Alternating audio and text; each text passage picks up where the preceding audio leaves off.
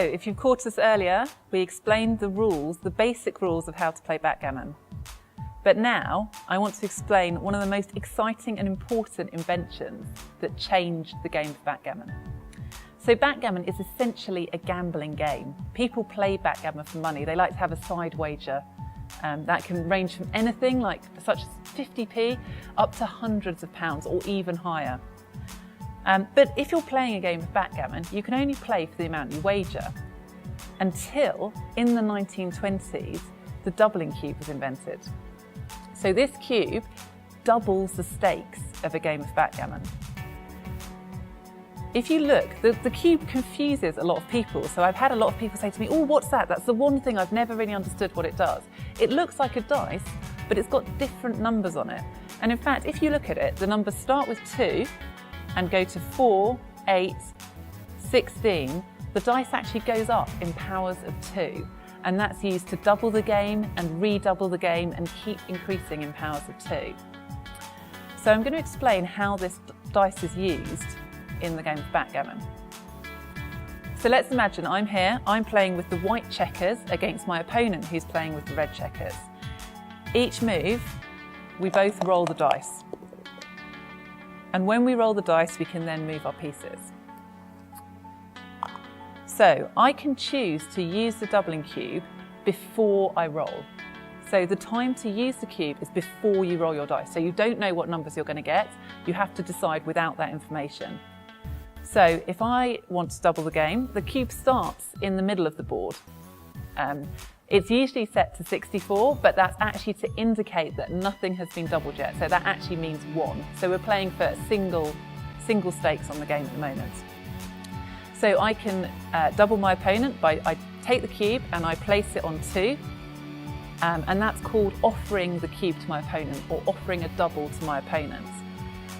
My opponent now has 2 choices, and actually it's quite a difficult choice because he can either choose to accept the double. Now if he accepts the double, he picks up the dice and he places it on that side of the board. But now he has to play on for doubled stakes. So whereas before, if he'd lost, he would have lost 1 point or 1 times the wager. Now he will lose twice as much. So if we were playing for £100, he will now lose £200 if he loses to me. And remember that gammons double the score and backgammons triple it. So he could lose up to £600 on a game where he was playing for £100 stake. So that might not be an attractive option. But the other option might be worse, because if my opponent doesn't want to play on for double stakes, he has to decline the cube, and that means he instantly forfeits the game. So your choice when you're offered the cube is to either play on for double points or to forfeit and immediately lose the current stake of the game. So again, if we're playing for £100 and I offer the doubling cube, my opponent, he doesn't like his chances, he thinks he's going to lose, and he declines the cube or drops it, I win £100 straight away, which seems like a pretty easy way to make money.